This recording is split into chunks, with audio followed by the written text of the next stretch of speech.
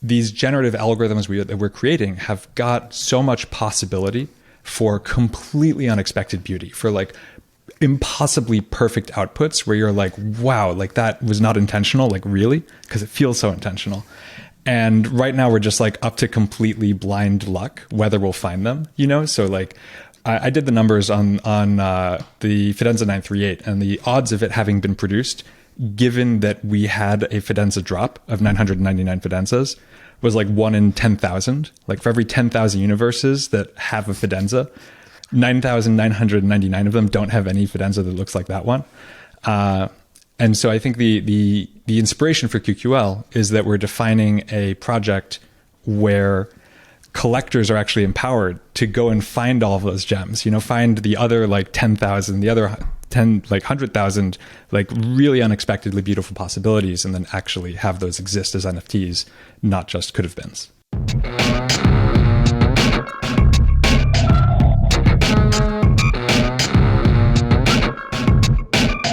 Hey everyone, Kevin Rose here. Welcome to another episode of Proof.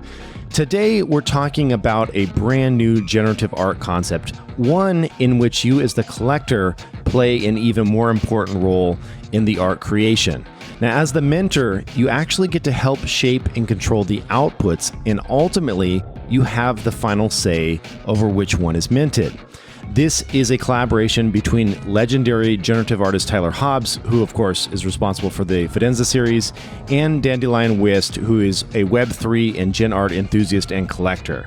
Now, I'm certainly going to be participating in this mint. It's such a very cool project from a couple of just brilliant minds in the space. Let's go chat with them.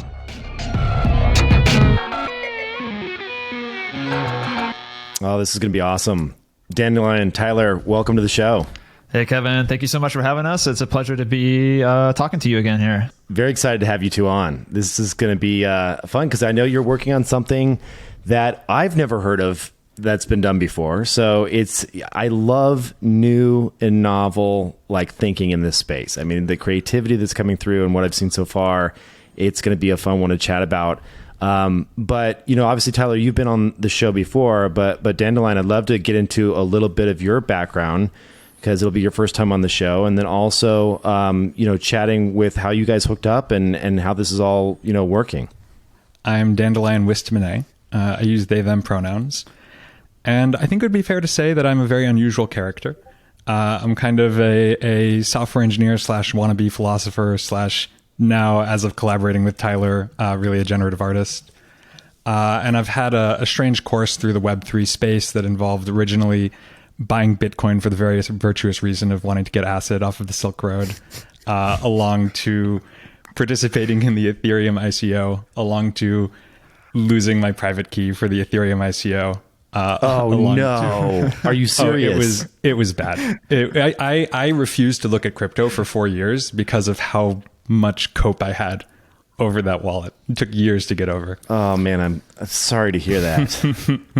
It's the perpetual like lesson, you know, of just like crypto. It's got sharp edges. But we move on, we learn, we find new opportunities, which is, you know, part of the beauty of cryptos. There's just so many, or Web3. There's so many exciting frontiers.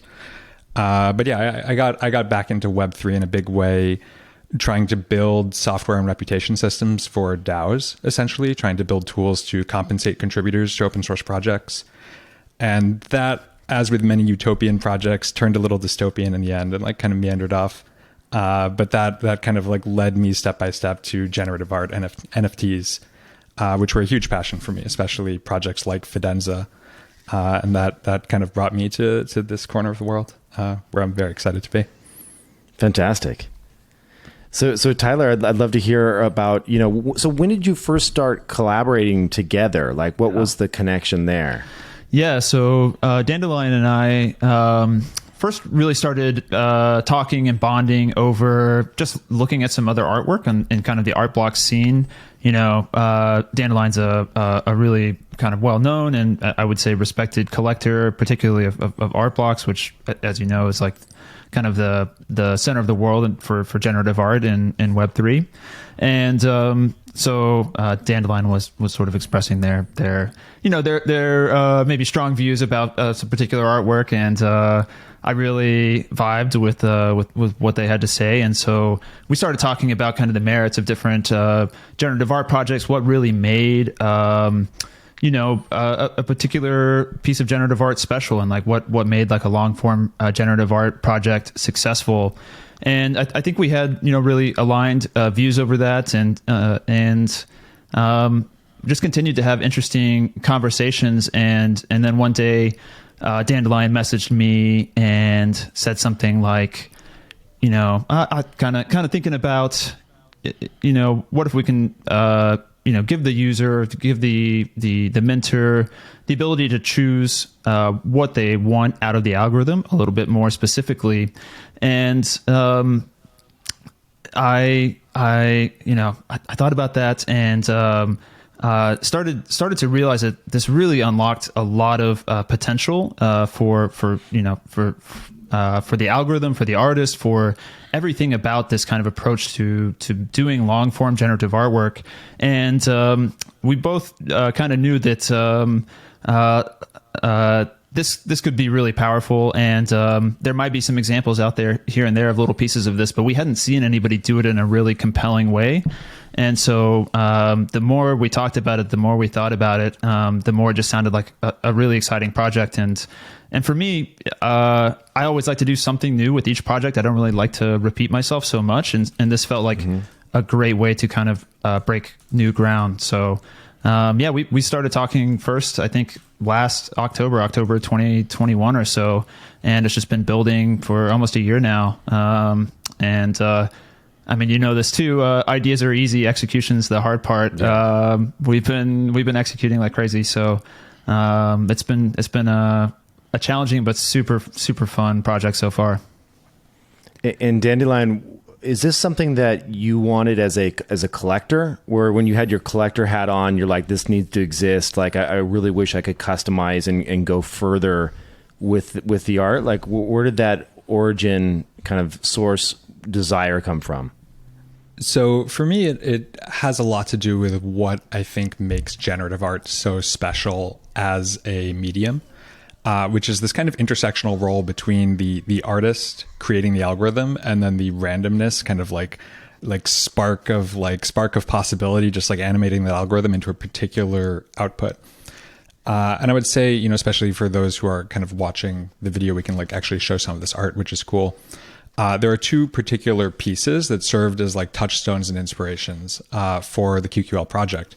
And the first is Fidenza 938, also called God Mode, which I put a link in this little chat.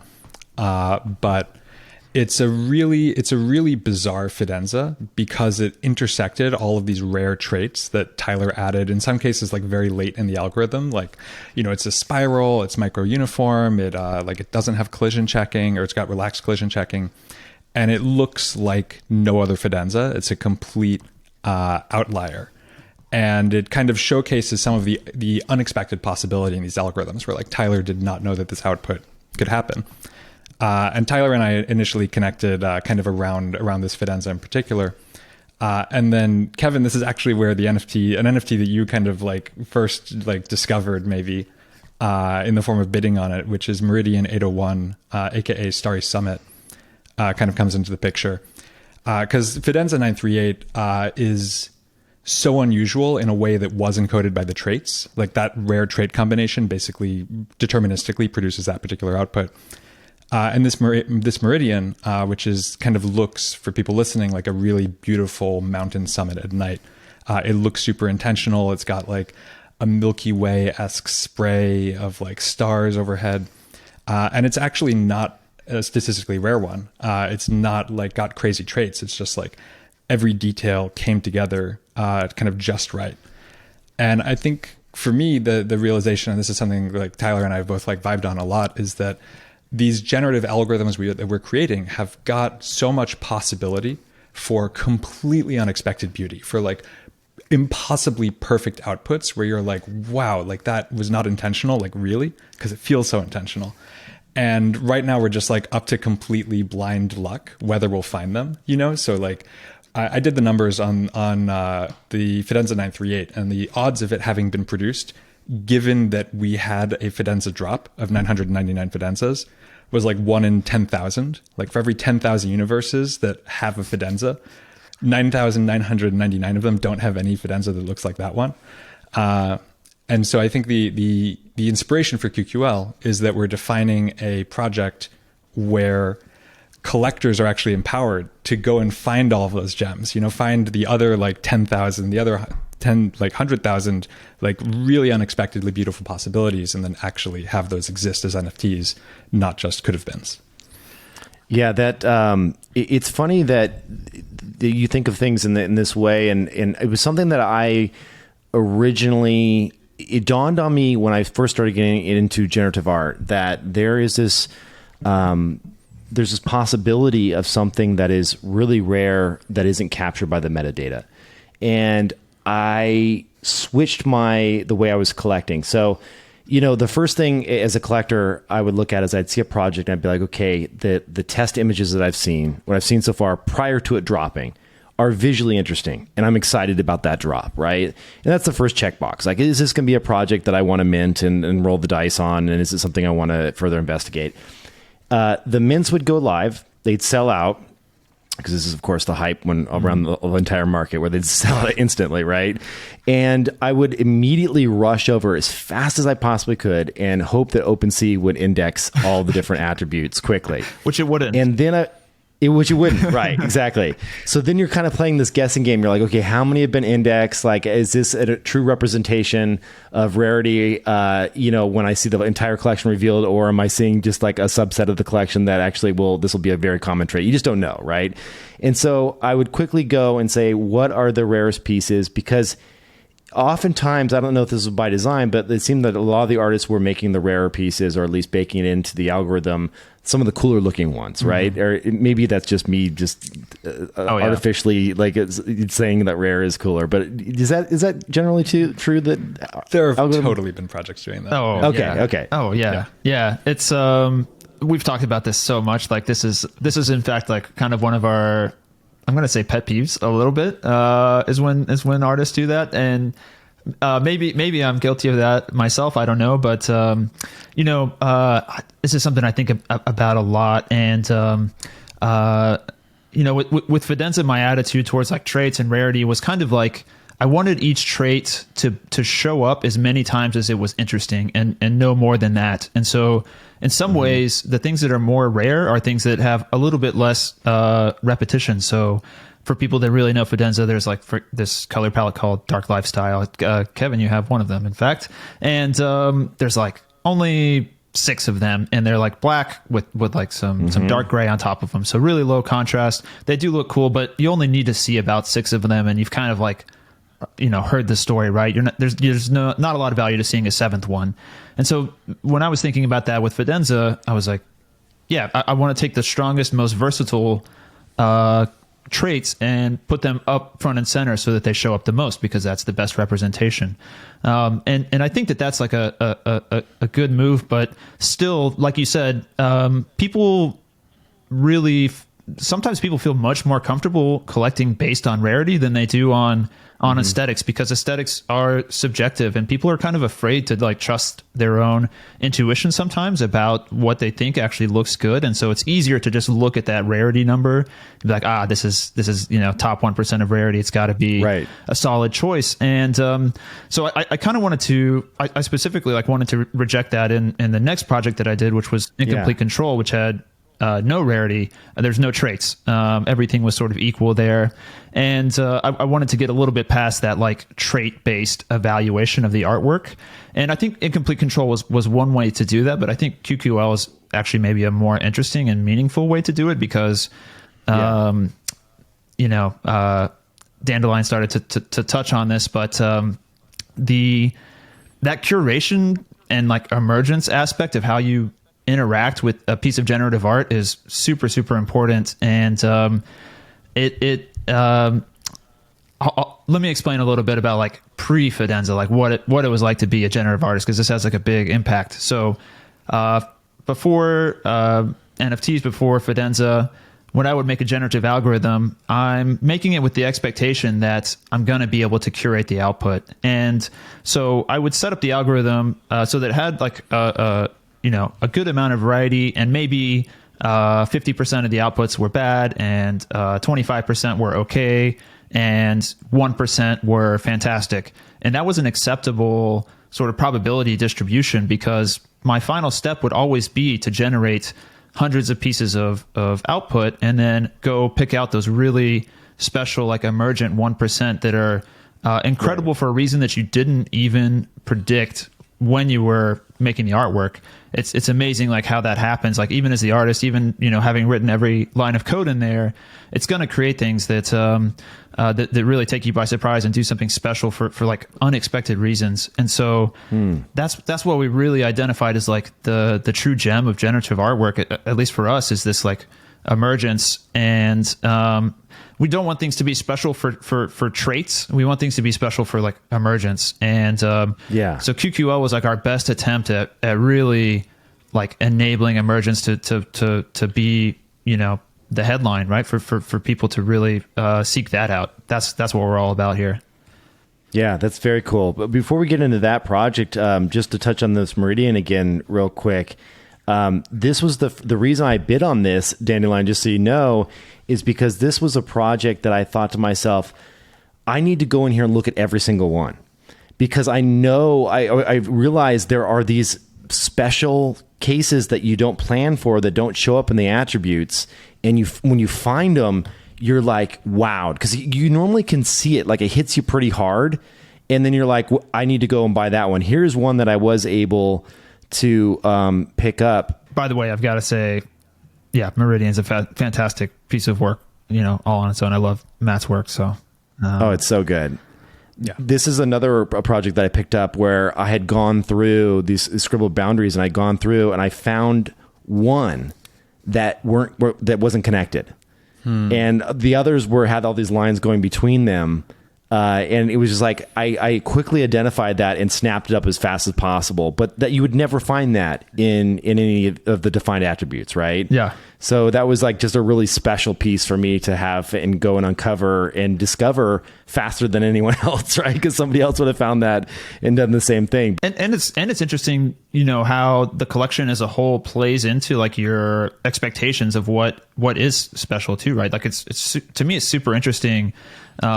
If you didn't know the rest of the collection of what Scribbled Boundaries is like, you wouldn't know what made this particular one special. And that's another really interesting facet of generative art, is how like each individual piece really relies on its relationship to the entire rest of the collection.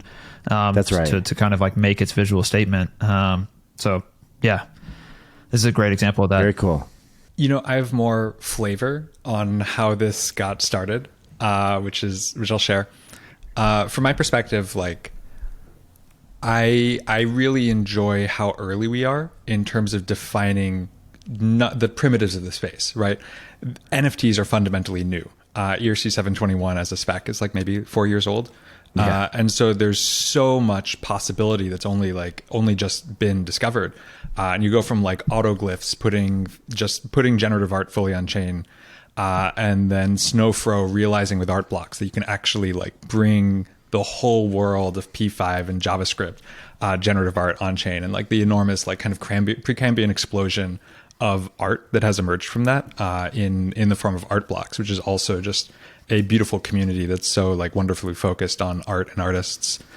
And it's really like fun realizing that there's still more possibility, and that like all of the fact that the randomness came from the blockchain was just like kind of an assumption that could be questioned and was up for grabs. And when I had this idea of creating a generative art drop where it is actually chosen like curated randomness that's creating the pieces, it was one of those electrifying ideas that I like knew had so much potential. And while I have dabbled with generative art for as long as I've been a coder, I have never like really invested in the technique. And I knew that I did not remotely have the capacity to pull off the actual potential of this idea. And I looked around, and what I really wanted to do was launch this with a generative algorithm that would most of all have a really wide possible range of emotional experience and of subjectivity. And I think that that's one of the hardest things to do in generative art is actually to get emotional range from the art. And I think that that's still a harder challenge than just getting like merely like beauty of visual range. And I think an example here is Tyler and I both particularly love Archetype as a collection. It's also got cool emergent traits. Like there are only 9 archetypes that are monochrome colors, but that's not a defined trait. It just kind of emergently happens. But I would say that archetypes, while very beautiful and having a very wide range, there's not a really big emotional range. Like all archetypes give you a similar kind of like orderly, somewhat turbulent, but like engineer-y kind of aesthetic.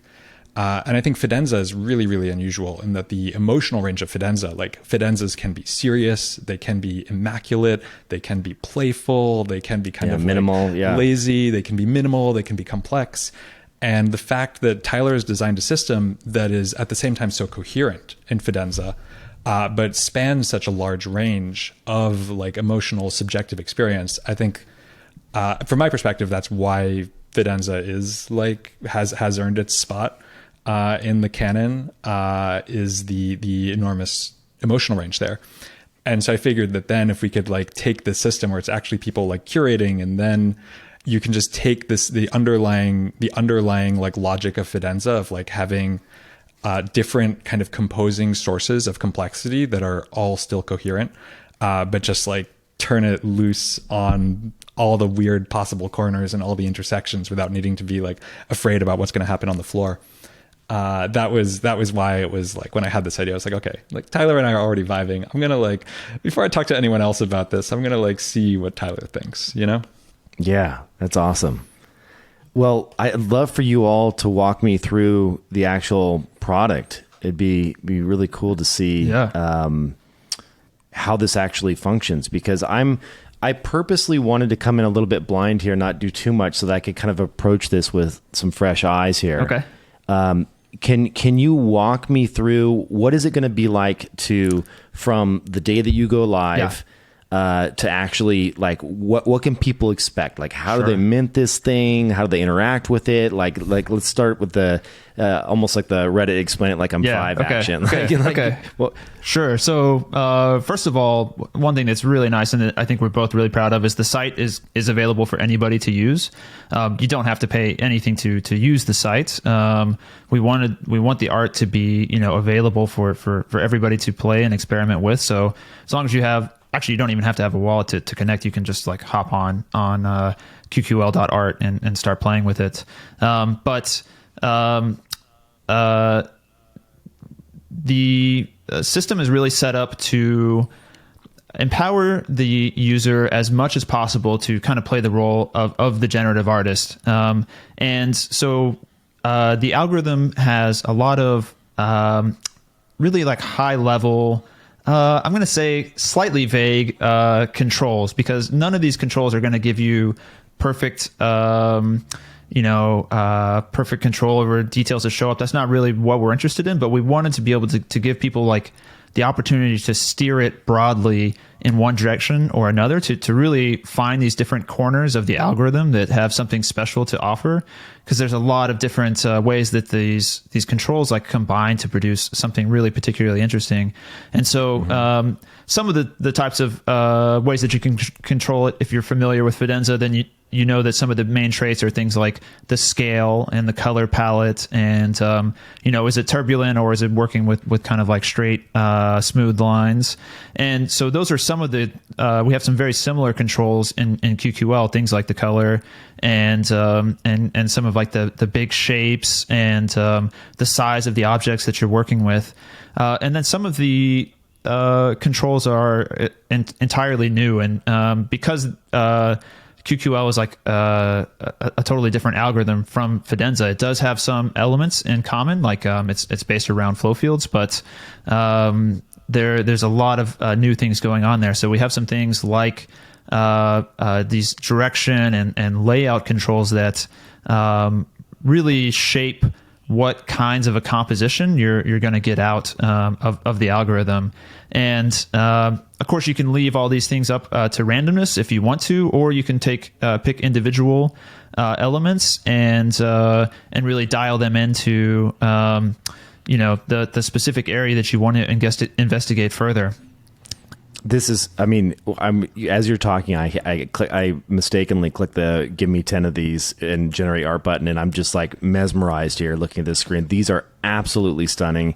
If you're listening to this on audio, go jump on the video version of this podcast.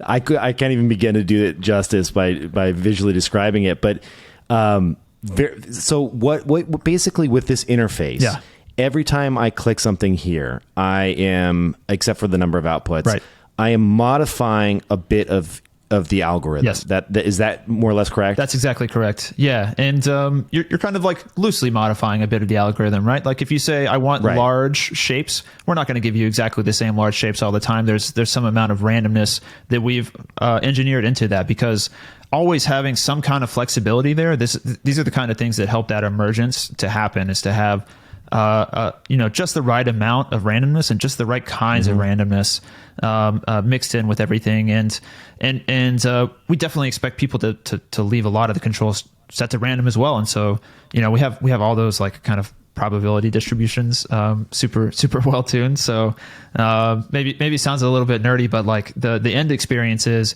you can control the parts that you want to, or you can just let other parts totally go, and it'll really do well on its own, even if you put in minimal input. And like you're seeing, if you don't lock it in, then you're going to see a lot of variety come out of it.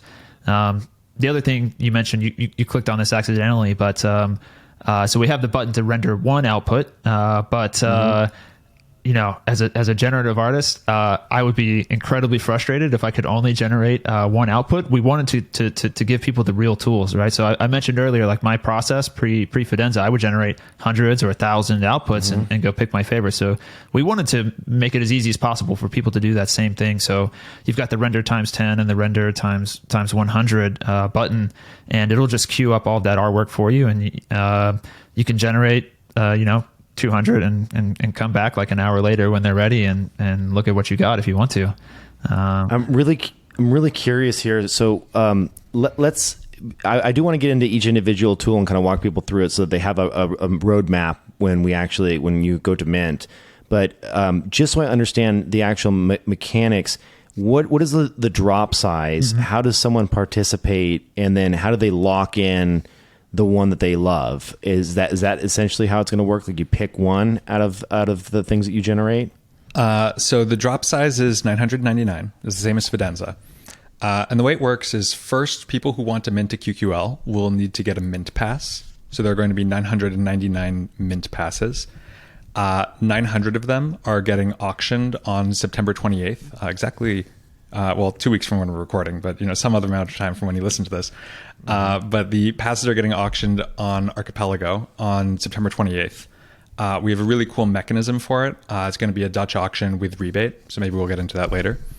But once you have a pass, you have the right to create a QQL at any point in the future. You can think of it kind of as a blank canvas onto which you are going to explore the algorithm and decide exactly what render is going to be permanently put on that canvas. They never expire, so you can hold on to it. That was going to be my next question. That's a really cool piece. Yeah, you could wait years. You could really think on it. I think that the QQL project is going to be continuing to produce art for probably years and decades to come. And once you have found the output that you want, that's going to be a particular seed that will get passed to the algorithm. And one thing that is really neat is that we really see these passes as conferring somebody the right to be a kind of co-creator and a co-artist within the QQL algorithm, within the QQL project, because the initial collectors, the curators, they really are like kind of creating that particular piece. And so everyone who mints a piece is going to be signing their Ethereum address directly into the seed. As the seed, the first 20 bytes of the seed are going to be the minter's Ethereum address.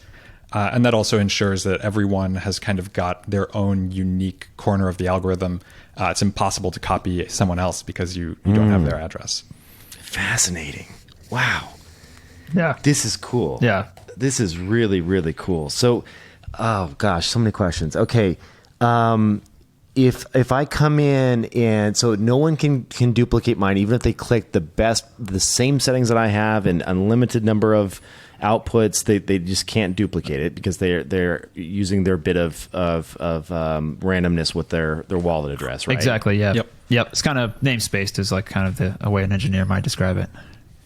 And then when the output is done and saved to the chain, or the data saved, the metadata is saved, will there be specific attributes assigned to that, or no attributes whatsoever? Meaning, like, will there be any sense of rarity here? So they all do have traits, which you are selecting when you're interacting with this UI. And the traits are canonical. So there will be, on like Archipelago or OpenSea, you'll be able to see all of the trait data or article. But the trait rarity is going to be entirely an emergent product of collectors' decisions. And so there's no engineered rare trait. And in a certain sense, whatever rare will be rare because it was either unpopular or was like hard to make great art out of. So there's going to be a whole fascinating side metagame here around rarity. Oh, for sure. Because what I'm going to do as a collector is I'm going to go in, I'm going to look at what people haven't explored yet, those areas, and then start picking around. But then again, if I do something that ends up with a cool output and I do it too soon, then you have people jumping and potentially piggybacking on top of that to do similar things, which means that vein of outputs might be less rare. But if people are piggybacking on you, then that means that first one that you minted was influential, and then it's got lineage. Interesting. So I think there's going to be this really interesting push-pull of like, you actually want to be the first person to mint something that is so cool that other people want to imitate it. Because you're going to be able to always see the mint number. And, in a lot of projects, the mint number is a little bit arbitrary. Like, past the single digit mints, you don't really care which one you have. But with QQLs, actually, a lower mint really does mean it's earlier in the provenance. That's right. So if you've got multiple certain flavor of spiral, the first one is actually the one that can be kind of said to have like influenced the others. That's a great point. And it's funny because I had a buddy that bought a Chromie Squiggle, and it was not a good one in my opinion aesthetically. And he's like, no, you don't understand. It's a day one. And I'm like, wait, what day? What? You're actually putting more value in the fact that it was minted on the very first day that the squigs came out. And I was like, that's interesting. So that's kind of what's going on here, because there's going to be this extended timeline that you can mint against. There's going to be something said for those that discover the really cool trait and mint it on that very first day. Like, that's a double win in terms of like, who knows, but like the collectors may put some value on that. Oh yeah. I never thought about that. That's so interesting. The day one QQLs. Yeah. We're like, we're so curious to see what that timeline looks like and how the artwork evolves, because like you started saying, right? I think people will go in there and see what areas are kind of like underexplored and underappreciated, and people that are able to really discover something unique there, I think will have a much more notable piece of artwork on their hands, and will likely like influence other mints that come after that. And so, I think there'll be this like really interesting kind of like dialogue and evolution of how the artwork, what kind of artwork gets minted over the months and years and decades that QQL is active. Is this something where, just putting on my kind of like 2, 3, 5 years from now, do you see this as like, when I look at it, you're building your own little kind of Photoshop in a way, a very, very algorithm bound version of tools that says you can go manipulate this piece of code with these tools. Do you see this as like a future? Because I could see it wouldn't be crazy for art blocks to offer this as a product against many algorithms, right? Like if this catches on, is that something you all have ambitions to go after and potentially do now that you've gotten this far into this project? Or too early to tell? So first of all, I definitely agree that I think this mode of operating will be popular for generative art. This right now, it's very hard to do because it required us to do a lot of like custom one-off, design, like figuring out not only what kind of controls we wanted, but also what they should look like, how we're going to implement them, how it's going to interact with the algorithm. There was a lot of custom work that went into this. And so it'll be hard to do something at this level, broadly speaking. But I think you're exactly right that platforms like Artblocks will be well positioned to start to offer more tooling along these lines, because what it offers the artist is so powerful. Like Fidenza, the Artblocks model, like the way that I make Fidenza, very, very powerful. There's so much you can do with that, but it's just a totally different game whenever you have this type of approach to it. And just for artistic reasons, there's fantastic reasons to want to do it this way too. And so I think we'll see a lot of artists take interest in this, and I think we'll see good platform support. For me personally, like I'm just an artist. I don't really want to run a company or whatever. So I'm like hands off after this, but I'll leave it up to Dandelion what they want to do after this. So I definitely think that this is like. I think that this is going to be one of the big pieces of what the future of generative art will look like. I think that it's so much more like, I think that it's not only is it empowering to the artists, but it's also massively empowering to the collectors. I don't think that all algorithms should be like run like this. And I think that having like more like trad long form NFT generative art, which I guess will then be a thing. I think there's a lot of space for that. And I think it's a really brilliant thing to pull off. So I think that longer term, this will be a really important part. And I'm personally really, really interested in the way that it does create a new kind of artist in the generative art space. And I think there's a meaningful way in which somebody using a QQL Mint Pass really is like an artist co-creating the project.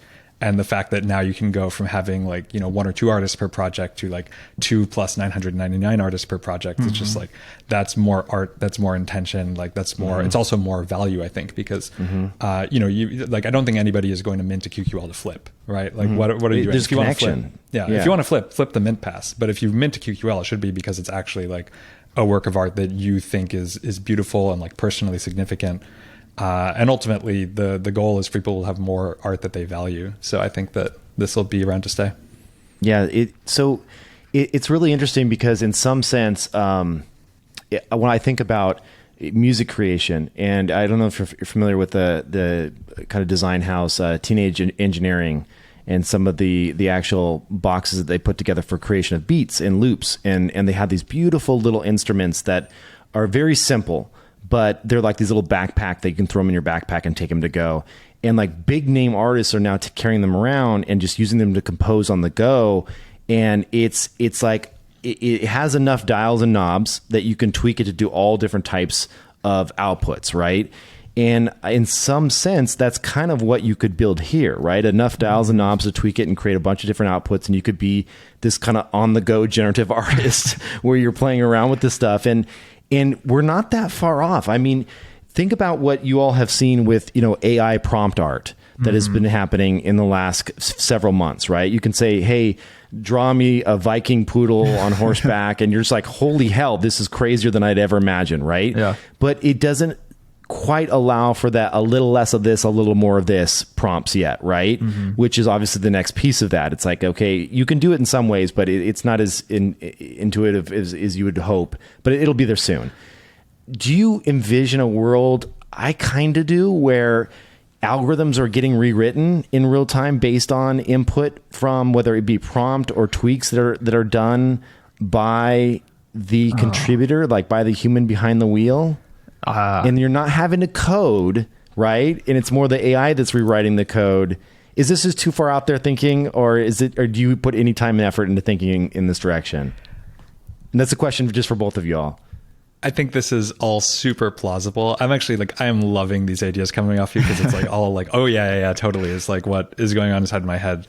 I think that on the AI side, I hadn't thought about this, but we could, you can define specific models, put their like hashes, put like an implementation on chain, and then having people mint the NFT where the act of minting the NFT is actually, they do provide that just like text that is going to be interpreted through the model. And just like the space of possibility, like doing something like that would be wild. Dang, that would be cool. It's also making me think about having generative algorithms that are kind of like evolving in time. Cause like Tyler, that there have been so many QQLs that I've wanted to mint already. Yeah. Like the Rainbow Meteor, like just there's been tons of stuff. I kind of wish we could be like putting the code on chain, and then every week we like put a slightly new version of it. We just put the diffs, and then you can actually like mint pieces along the whole like lineage of the algorithm. And like as an artist, you could be like, okay, this is in preview mode, only 10 minutes because it's not done. And then, okay, here's another preview release, 20 minutes because it's still not done. And then at the end, you can like have this lineage of pieces that were made like all along the way, and like maybe in dialogue with the community. You could even do it like real time as like performance work. Like, oh man. Okay, that's exciting. Maybe I'm getting in on that for the next project. Yeah.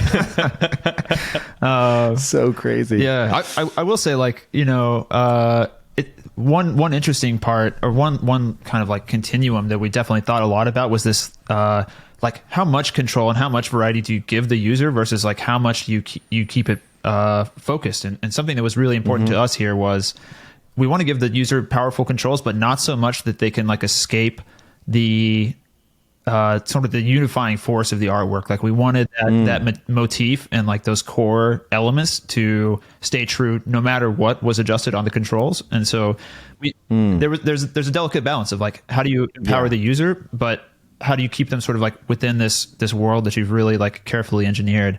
Yeah, you're like the bowling alley when the kids go and they flip up the little bumpers on the side. So you're making sure the ball still makes it down and hit some pins, right? Exactly. We put the bumpers on. Like it's easy to strike with the algorithm. Yeah, exactly. Yeah, because in some sense, I'm buying this and collecting this. Yes, I think it's very novel and exciting and fun to kind of control my own output a little bit more. But I still want this to be a Dandelion and a Tyler Hobbs. Like that's cool, right? Like that's cool that is still impressed, and obviously it doesn't escape and become a completely different algorithm, right? With enough tweaks. Yeah, and just to say too, like just because the user is like putting in input and curating does not make it easy to make this kind of algorithm. Like this is an unbelievable amount of work had to go into this thing. So it's definitely a Tyler Hobbs and Dandelion piece of artwork. Why don't you push generate 100 so that in a little while we can go and look at the 100 and you can kind of like, we can find which one was your favorite, the one you would mint if you could today. I noticed also you picked the darkest color palette there. So this is like this is kind of your vibe. I love them.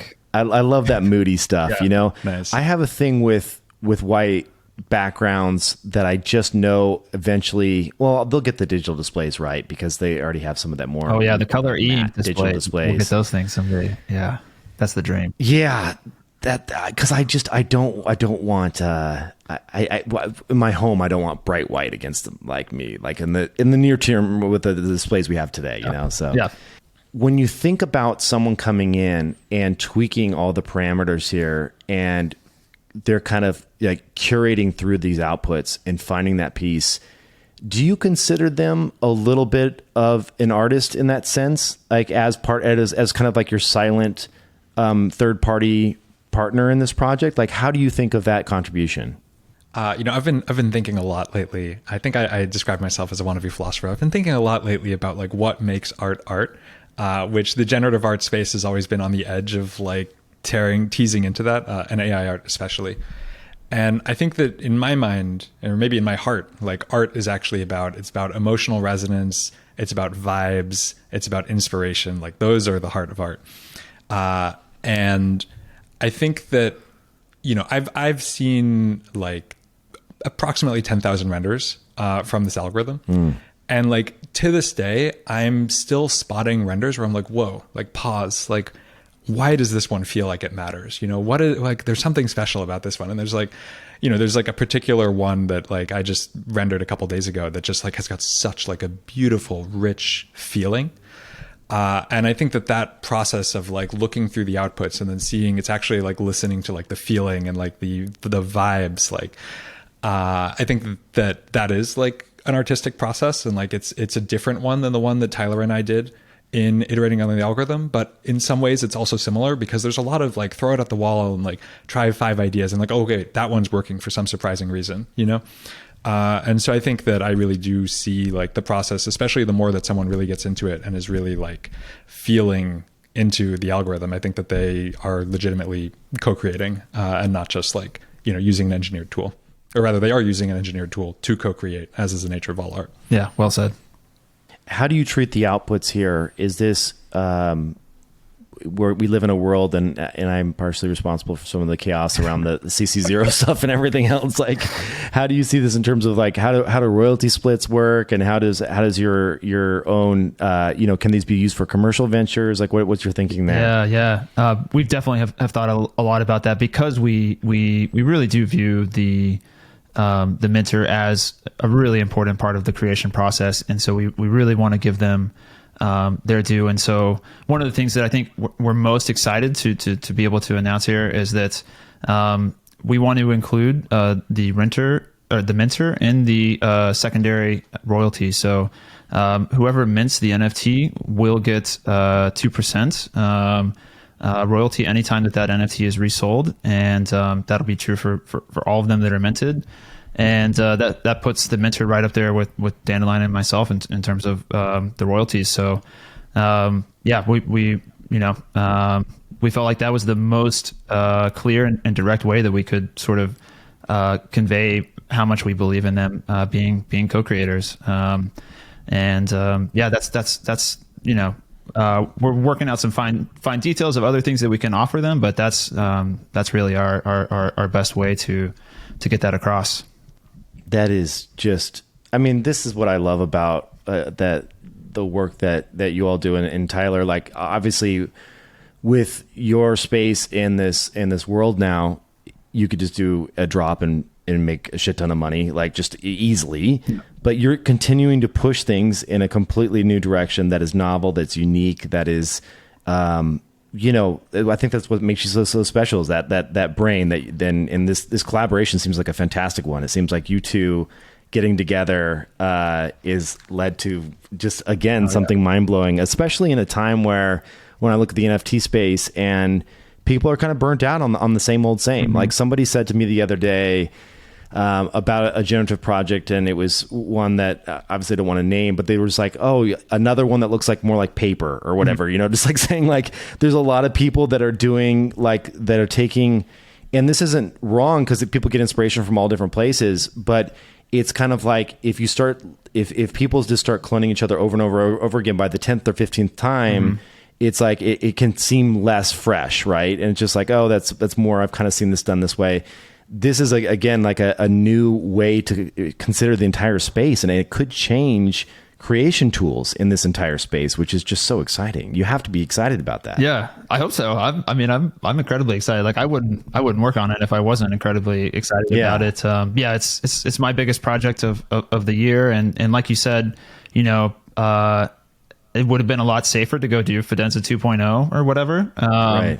And this is a massive risk. Like, I'm not going to lie. Like there's so many like new elements to this that, who knows how people are going to take it, how they're going to use it. Right. But, that's to me, like that's one of the big, benefits to being an artist, is that you get to explore as much fresh territory as you want to. And man, the Web3 space is so ripe for it that like, it just feels, like a waste if you don't go out looking for all those things. And I think we're really lucky that we've got kind of this like really fertile ground to explore right now. And why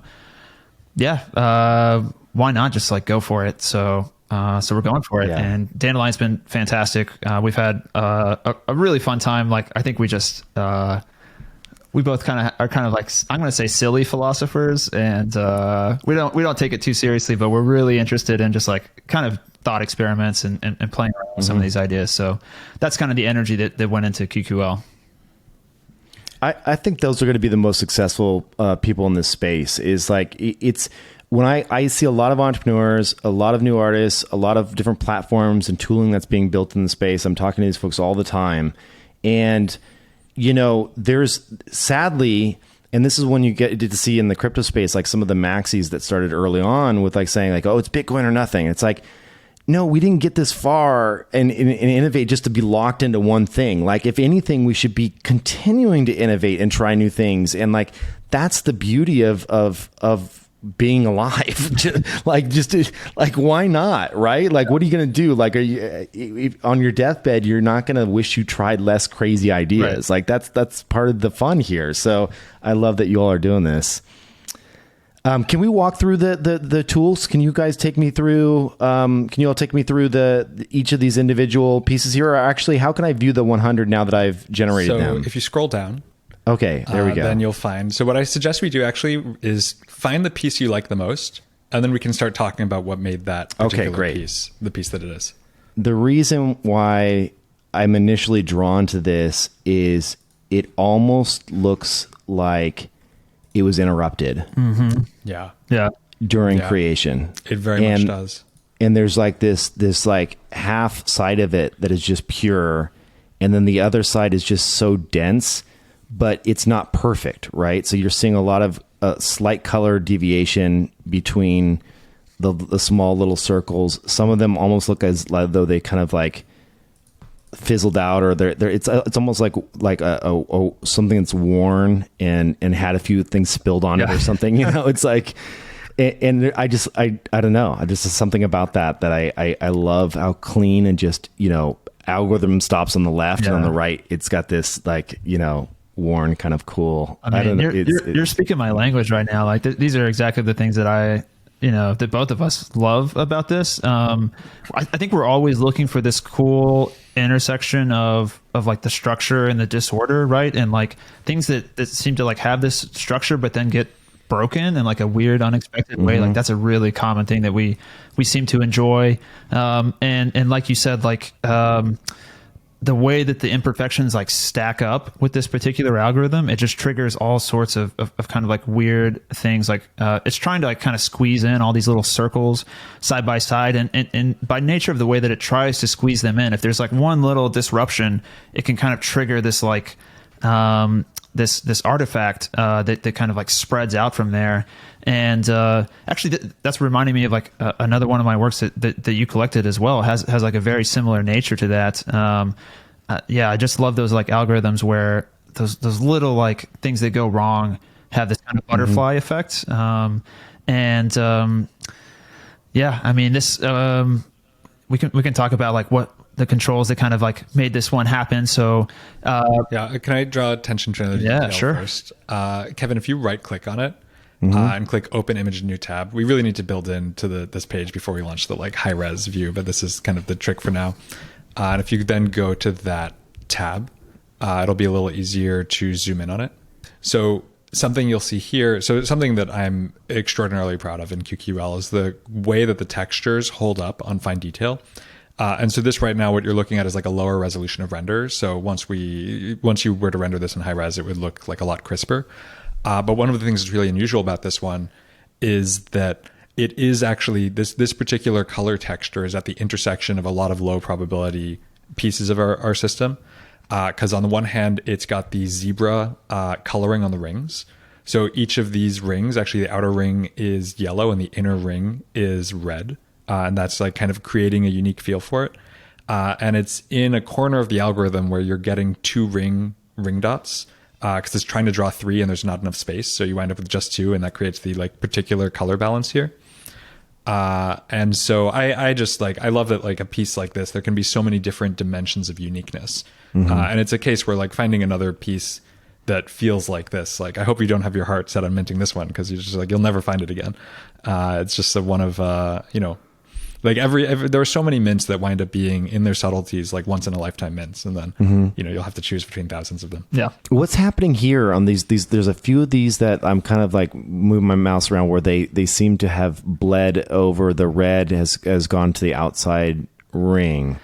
What's going on there? Probably I don't have the high res version open myself, but from what I can see on your screen, this is something called splatter. So this is we sort of like randomly pick a set of these like ring dots to use a different color on in sort of a kind of a splattery fashion, right? And it's really just a way to introduce these like unexpected shifts in the color and just to really kind of add into that factor of emergence. Like it's really interesting how sometimes something as simple as like this like splatter that just like randomly changes the color of a few things will have a really key impact on why a particular piece of artwork works.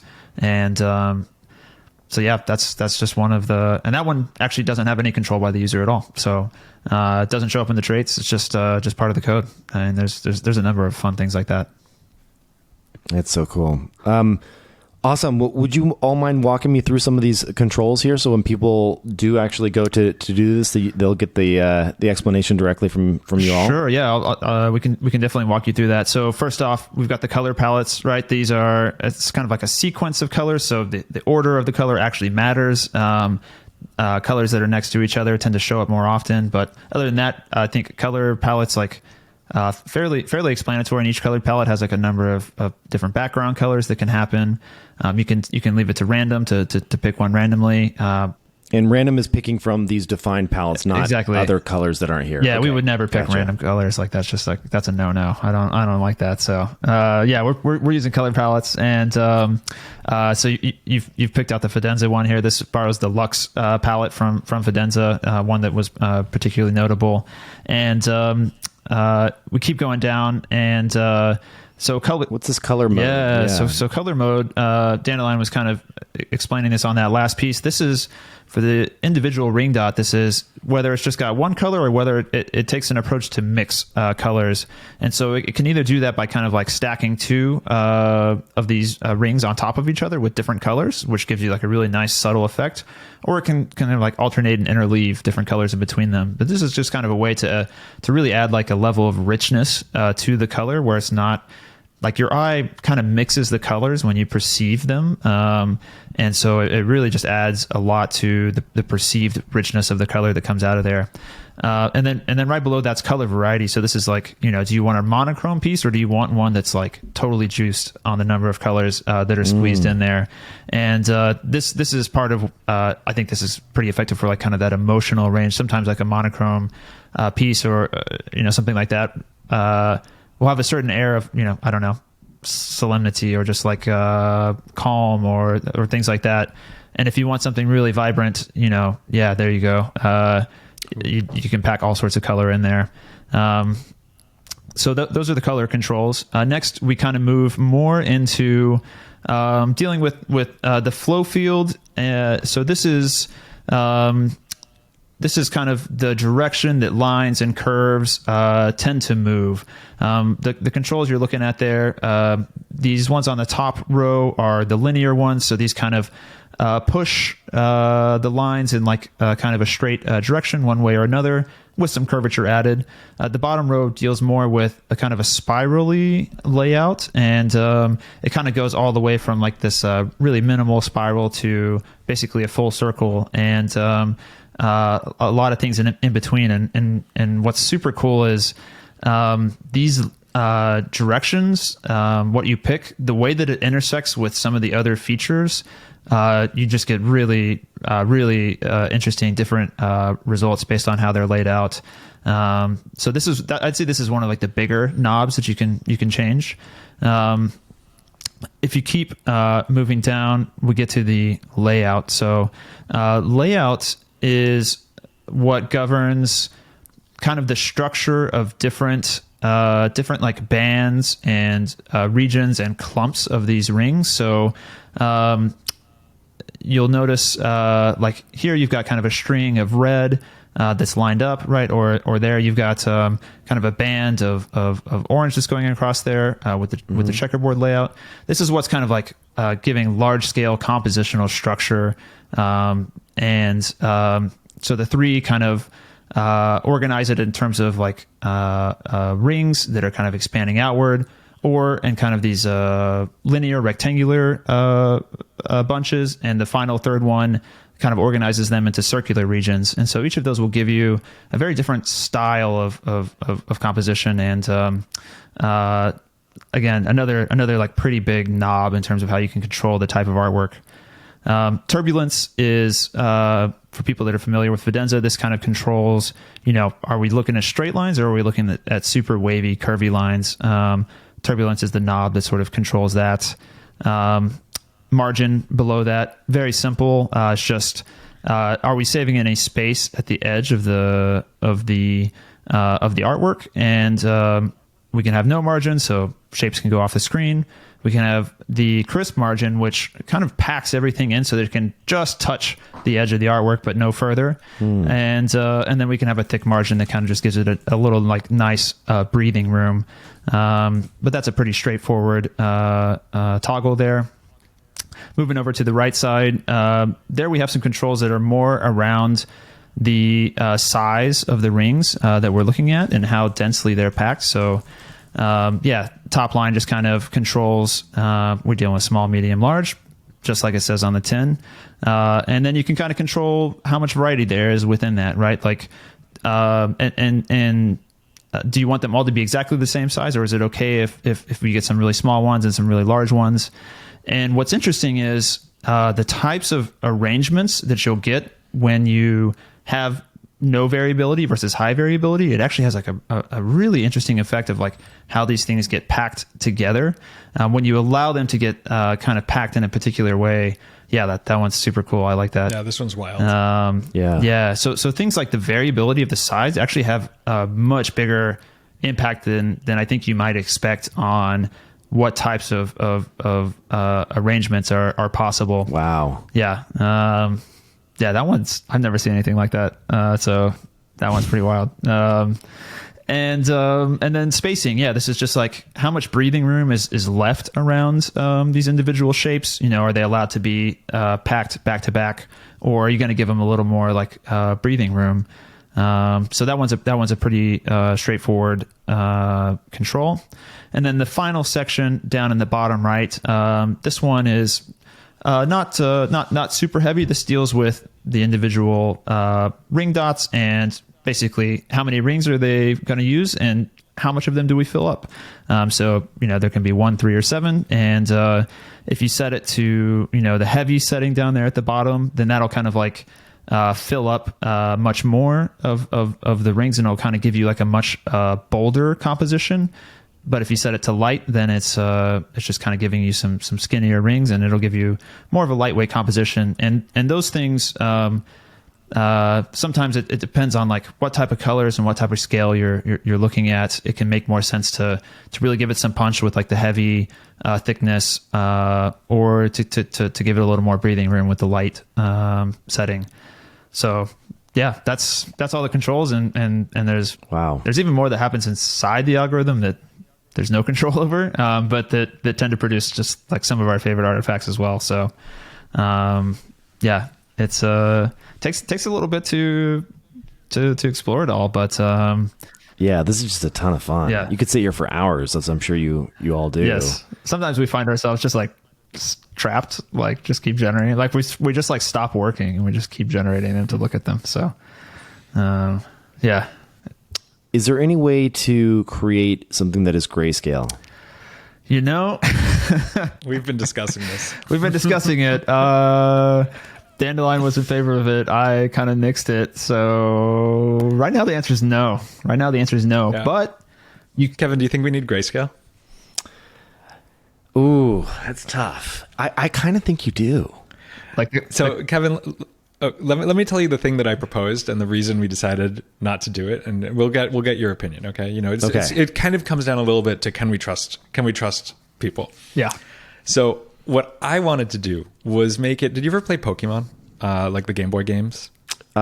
Briefly, but I know of them. Yes. So there was this super low probability event anytime you run into a Pokemon that it may be a shiny Pokemon, and it was like 1 in 4,000. You can play the whole game of Pokemon multiple times and never find a shiny.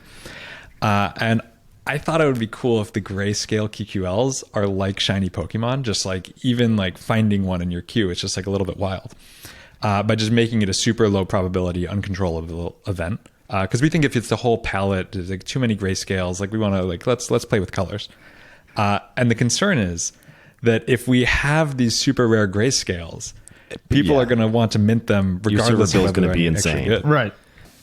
I would say the only thing about the grayscale is when I saw this random show a grayscale, I thought there was a possibility of a grayscale, so I got my hopes up. You can get something close. You can get something that's close to a grayscale, but there's no pure grayscale in there for you. Yeah, maybe we should just put in grayscale. I don't know. There's still last minute room. We'll talk about it. We'll call it Kevin mode. Who has the final GitHub commit? That's amazing. Awesome. Well, can we touch on the refund on the reversed or the Dutch auction that you all plan to do? How's that going to function? Yeah, I think this is something that Proof listeners will be very interested in. So the Dutch auction is going to happen in sort of on Wednesday, September 28th. We haven't announced the exact time, but it'll probably be like the classic time that all of the generative art mints are happening. So it won't be surprising to anyone. The way it works is, so to start, of course, with a Dutch auction, you have a descending price and you're kind of buying in as the price goes down. Meridian being a good example where, I think you and I, maybe all three of us participated in that Dutch auction. The issue with Dutch auctions is you tend to have this incentive to like try to wait until the very end, try to like hold the line. Then the gas war, yeah. And then you have a gas war, and then you've got all this like flipping, and then it's like, it's weird that if you are really sure you want one, you kind of are signing up to be a sucker by like overpaying. And so that just didn't really seem like the right incentive or the right dynamic. So what we're doing instead is we're doing a Dutch auction where the price is going to descend by a fixed amount every minute. Or like varies a little bit over the course of the auction, but it goes from 50 ether down to 2 ether. And at any point along that price trajectory, you can buy a pass at the current price and you pay the current price to the contract, but you're going to get a refund at any point in the future if the price descends. You can just like claim a refund. And so that means that on the one hand, you could sort of say, okay, I know that I want one. I've got 50 ETH liquidity. I'm going to put in my bid right at the start, get my pass for sure. And then at the end of the auction, claim my rebate. And, let's say, whatever it mints out on, you can get that difference refunded. But you can also use anything that you've overpaid for prior passes to get more passes along the way. So if you bought a pass at 50 ether and then it goes down to 30 and you're like, oh, at 30, I would really take a second pass. You already have a 20 ether rebate at that point. So if you just put in 10 more ether, then you can get that second pass. Or wait till 25 and then get two for one on your original purchase. And so, yeah, I think it's going to be a really like fair mechanism. And it also, for people who have liquidity, it kind of makes a very easy way to like anticipate how you kind of what you want your strategy to be.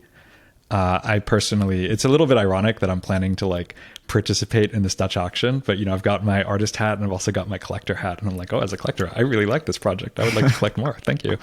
So I know that I'm going to be just like playing along with the like bid 50 and then re-up depending on what happens next kind of strategy. Yeah, that's awesome. I haven't. Have you seen any other project do this refund off the Dutch auction? It's a great It's great. I think that Bright Moments has announced that they're also doing a DA with rebate for the CDMX mint tokens. So I think this is spreading because it just makes so much sense. Why not have a fair price for everyone if it's just a matter of writing a different contract? Yeah, that's fantastic. Great. Well, this is I've learned so much here. This is going to be so much fun to participate in. Can't wait to. I know I'm just going to be going through thousands of these to try and find my perfect one. I guess one last question there. One thing that would be cool, that would be fun to see, maybe I'm sure it's probably too late, or maybe you don't want to do it, is showing who that third party is, maybe in their EN, like as an attribute as an ENS record or something like that. Like in my mind, if someone that I respect in the space had been the person to actually, be that third party, if it goes up for sale later, to see their ENS name somewhere as an attribute could be really powerful. Like, if a Cosimo or someone that's a well-known collector, it's like, is there a way to see who that is when you buy something after it's already been minted? I mean, we're definitely going to do whatever we can to make that information up front and center, because we totally agree with you that that's an important part of it, and it's kind of like the signature, right? Of course, you can always look at the seed that'll contain the address. You can look at the address of the NFT that first owned it. But we definitely want to give good credit to the minter for exactly that reason. So we're gonna do whatever we can to make that visible. Do you think you could put it as an attribute in the metadata, or would that be something? It's already there in the metadata because the address is in the seed. So there's like it's actually inalienable. So long as you have the NFT, you always know which person it was that created it. Right, but could you expose that on OpenSea as something as an attribute? I see. Actually, make the ENS. I think that actually having that. I mean, definitely Archipelago will display it in like a first class fashion. But I think on OpenSea, given that OpenSea metadata is actually freely editable, I think if we wanted to do ENS lookups and put that in the metadata, and just have like an author, and then it's like whomever.eth. I think that could be really cool. That's actually a good idea. Yeah, and that's something we can do post launch. So it's not to stress over. Right. I think that makes a lot of sense. Very cool. Well, Dandelion and Tyler, thank you so much for coming on the show and chatting about this project. Not surprising that you all are coming up with something so unique and awesome. And I'm really stoked to participate in this one. I'm going to be there on launch day and be putting my bid in. So can't wait. Yeah, we're super excited to have you participate. I really want to see what you meant. I'm curious how long you're going to take, but I think everybody else is going to want to see what day one. Yeah. Oh, you're going to go for a day one mint. You're going to go for day one. 100%. Got to do day one. You have to have conviction and just go. Okay, good. I like that spirit. I like that spirit. I mean, we'll see. Like the secret that I wouldn't. Well, I mean, this will be. Is somebody going to scoop you now? No, I would like to get two and then just save one for later, and I can do it in like 5 years from now or whatever. Yeah. But I would certainly want to have one that says day one. I guess it all depends on what they meant out of it. But yeah, having a day one, I think, would be a special thing to say. I was on there. I was there that day. Yeah. I made it happen. Kevin, especially given this podcast, like the provenance of like now this piece you're going to mint is already like part of the story, even though we haven't seen it yet. So yeah you've got to do it. Totally. Yeah, absolutely. Yeah. Awesome. Thank you so much for having us on. It was a blast talking about this, and we'll talk again soon, I'm sure. Yeah, sounds good. Yeah, thank you so much. And I also want to just since we've talked about how this is really a big technical lift, I want to give a shout out to the Archipelago team in William and Ian, who also just behind the scenes have done so much of the new technical stuff that makes this possible. Absolutely. They've been great.